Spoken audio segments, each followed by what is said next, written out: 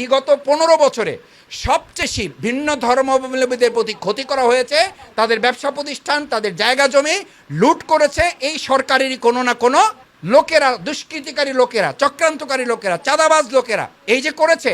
আজকে এর নিরাপত্তা দিতে পারে একমাত্র ইসলাম। কে পারে?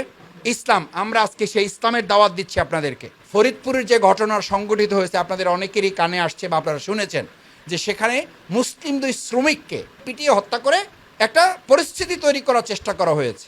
এই মন্দিরে অগ্নিকাণ্ডের পর যারা পরিকল্পিতভাবে 2 জন শ্রমিককে অন্যায়ভাবে আইনের তোয়াক্কা না করে, মানবতার তোয়াক্কা না করে পিটিয়ে হত্যা করলো, এর বিচারের জন্য আমরা মনে করি যে বিচার বিভাগীয় একটা তদন্ত কমিশন হওয়া উচিত।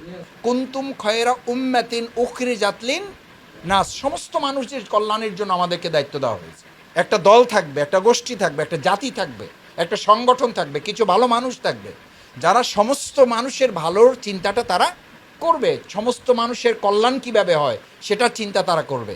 আমি আপনাদের কাছে জানতে চাই, যতটুকু বাংলাদেশ জামাত ইসলামীকে আপনারা দেখেছেন, এই বাংলাদেশ জামাত ইসলামীকে শুধু এই এলাকার মুসলমানদের কথা ভাবে নাকি আপনাদের ভালো মন্দের কথাও ভাবে? সবার কথাই। মানুষ যত বুঝায় মানুষের কল্যাণের কথা বাংলাদেশ জামাত ইসলামী বলে।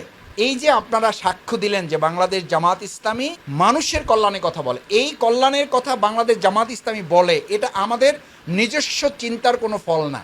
এটা আমাদের স্রষ্টা মহান আল্লাহ তাআলারই নির্দেশ। নামাজ পড়া যেমন ইবাদত, রোজা রাখা যেমন ইবাদত, সমস্ত মানুষের কল্যাণ কামনা করাটাও ইবাদত। এটা আল্লাহর নির্দেশ, নামাজ রোজার মতো নির্দেশ।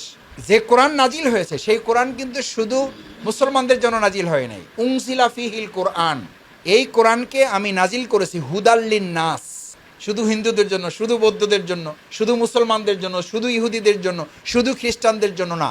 গোটা কোরআন নাজিল হয়েছে সমস্ত মানব জাতির জন্য। সুতরাং এর মধ্যে আমাদেরও কল্যাণ আছে, এর মধ্যে আপনাদেরও কল্যাণ আছে, এর মধ্যে আমাদেরও ভালো আছে, এর মধ্যে আপনাদেরও ভালো আছে। সুতরাং কল্যাণ এবং ভালো কাজটা, ভালো কথাটা জানতে হবে, বুঝতে হবে। আমরা একটা কথা সবসময় বলি, আপনারাও একটা কথা বলেন, যদি মানতে হয় তাহলে আগে কি করতে হবে? জানতে হবে। মানতে হলে জানতে হবে। এই জানার আহ্বানটাই হচ্ছে আজকের এই গণসংযোগ পক্ষ দাওয়াতের মূল টার্গেট। আপনার এই দাওয়াতটা আমরা দিতে চাই যে আপনাদেরকে একটু কষ্ট করে জানতে হবে যে কোরআন আল্লাহ নাজিল করেছেন, সেই কোরআনেও প্রথম আগে নামাজের কথা বলা হয় নাই, প্রথম আগে মসজিদে যাওয়ার কথা বলা হয় নাই। সেখানে বলা হয়েছে ইকরা, জানো, পড়ো, বোঝো, অনুধাবন করো, উপলব্ধিতে নাও, জ্ঞান অর্জন করো, তাহলে বুঝতে পারবা। জানলে মানুষের মানাটা তার জন্য সহজ হয়ে যায়।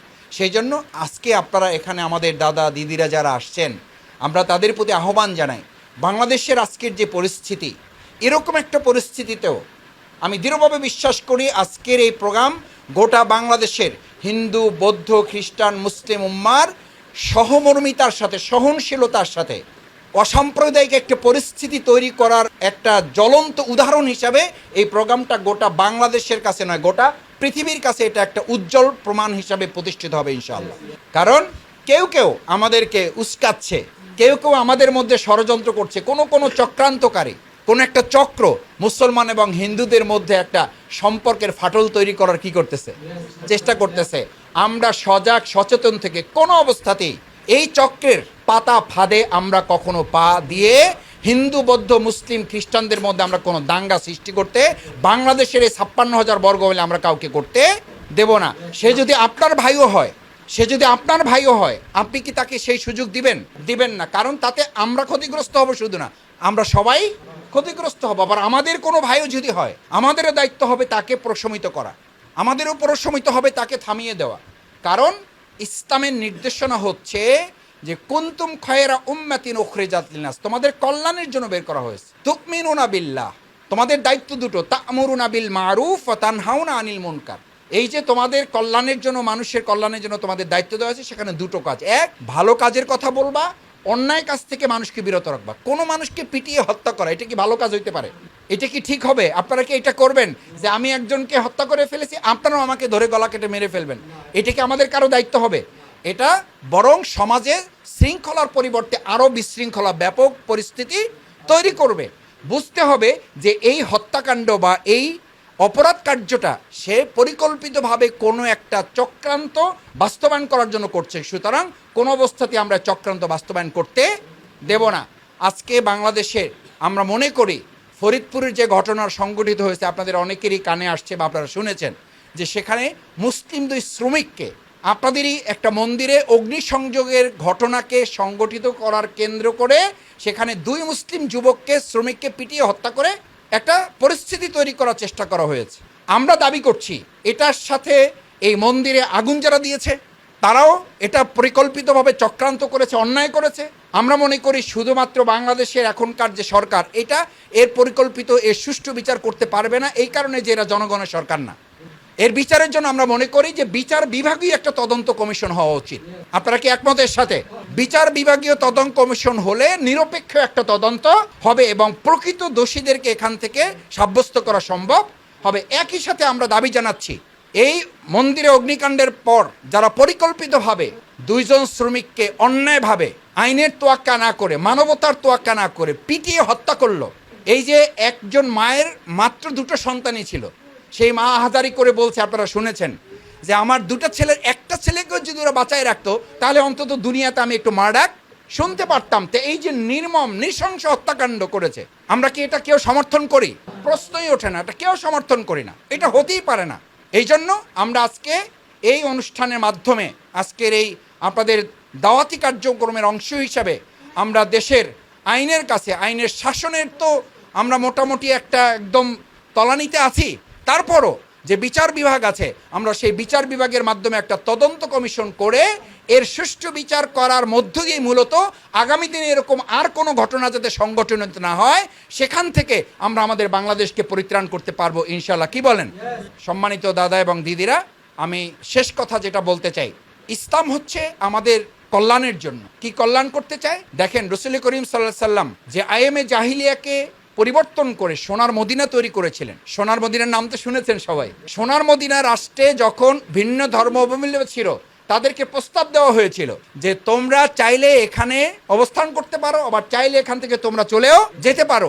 ইতিহাস সাক্ষী, পৃথিবীতে এখন পর্যন্ত কেউ এটা প্রমাণ করতে পারে নাই যে সেখান থেকে কোনো একজন ভিন্ন ধর্মাবলম্বী ওখান থেকে বেরিয়ে গেছে, বরং প্রত্যেকে বলেছিল এরকম একটা নিরাপদ রাষ্ট্রে গোটা পৃথিবীতে আর কোথাও খুঁজে পাওয়া যাবে না। তার মানে হচ্ছে শুধুমাত্র সোনার মদিনায় সেই সময় ভিন্ন ধর্মাবলম্বী সমস্ত ধর্মের অনুসারী লোকদের নিরাপত্তা দিতে সক্ষম হয়েছে।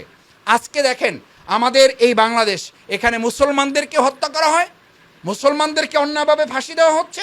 এখানে আমাদের জোর দখল করতে গিয়ে সরকার দলীয় লোকেরা অনেক সময় প্রভাব খাটিয়ে আপনাদের আমাদের অনেকের জমি, বাড়ি, দোকান, ব্যবসা প্রতিষ্ঠান দখল করে নিচ্ছে না।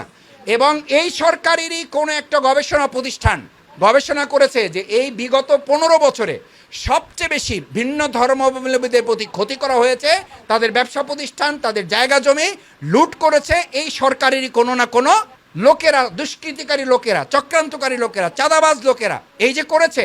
আজকে এর নিরাপত্তা দিতে পারে একমাত্র ইসলাম। কে পারে?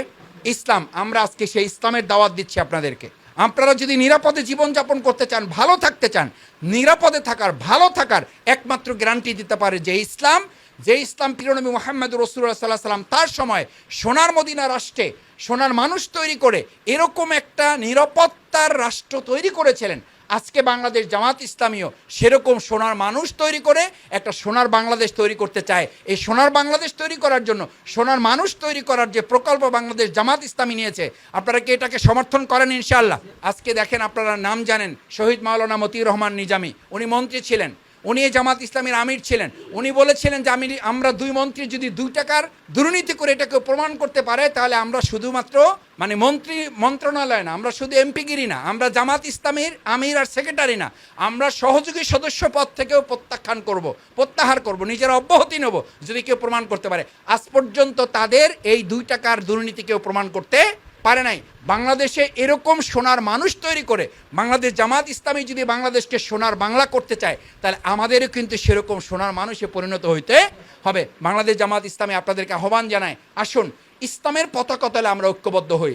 ইসলামী গোটা পৃথিবীতে শান্তি দিতে পারে। জর্জ বার্নার্ড শা আপনাদেরই লোক, আমাদের লোক না, আপনাদেরই লোক, মানে তিনি ভিন্ন ধর্মাবলম্বী একজন মানুষ।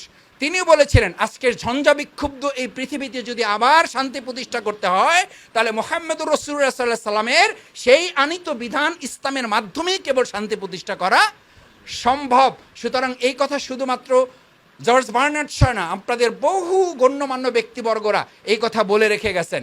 সুতরাং এই যে আমাদের পার্শ্ববর্তী রাষ্ট্র, এই পার্শ্ববর্তী রাষ্ট্র, সেখানেও দেখেন সাম্প্রদায়িক অসাম্প্রদায়িক দাঙ্গা করে আমাদের মুসলিমদেরকে কখনো, মুসলিম ভাই বোনদেরকে কখনো হত্যা করা হচ্ছে, আবার কখনো অন্যায়ভাবে আমাদের সেখানকার নাগরিক তাদের উপর নির্যাতন নিপীড়ন চালানো হচ্ছে। একটা সাম্প্রদায়িক রাষ্ট্র কখনো সমস্ত মানুষকে শান্তি দিতে পারে না। আমরা আজকে সেই জন্য সম্প্রীতির কথা মুখে বললে হবে না, কাজে বাস্তবায়ন করতে হবে। আমরা বাংলাদেশ জামাত ইসলামী আজকে আপনাদেরকে এই যে বইগুলো উপহার দেওয়ার মধ্য দিয়ে আমরা আশা করি আপনারা একটু পড়ে দেখবেন, এবং বাংলাদেশ জামাত ইসলামের আজকের যে ইসলামের পতাকা তলে আপনাদেরকে ঐক্যবদ্ধ হওয়ার যে আহ্বান আমরা জানাচ্ছি, এই আহ্বানে আপনারা যেভাবে আজকে এখানে সাড়া দিয়ে এসছেন, এটাতে সামান্য সাময়িক কল্যাণ হবে, স্থায়ী কল্যাণ হবে যদি আমরা ইসলামের দিকে নিজেদেরকে দীক্ষিত করতে পারি। সেই প্রত্যাশা ব্যক্ত করে আবারও সবাইকে ধন্যবাদ, কৃতজ্ঞতা জানিয়ে আগামী দিনেও আমাদের যে কোনো আহ্বানে আপনারা সাড়া দিবেন এবং ইসলামকে নিজেদের জীবনের ধর্ম হিসাবে গ্রহণ করে দুনিয়ার কল্যাণ, পরকালীন মুক্তির জন্য আপনারা সিদ্ধান্ত গ্রহণ করবেন, সেই প্রত্যাশা ব্যক্ত করে সবাইকে ধন্যবাদ, কৃতজ্ঞতা জানিয়ে আপনারা ভালো থাকবেন। আমাদের জন্য আপনারা অন্তর থেকে আমাদের জন্য কল্যাণ কামনা করবেন, যাতে এই ভালো কাজগুলো আমরা চালিয়ে যেতে পারি। পারবেন তো ইনশাআল্লাহ? ইনশাআল্লাহ সেই প্রত্যাশা ব্যক্ত করে আবারও সকলের প্রতি কৃতজ্ঞতা জানিয়ে, বিশেষ করে আমাদের অনেক মুরব্বী দাদারা এসছেন, আমাদের দিদিরা এসছেন, আমরা তাদের প্রতি কৃতজ্ঞতা জানাই। তাদের নানান ব্যস্ততা সত্ত্বেও আপনারা এসছেন।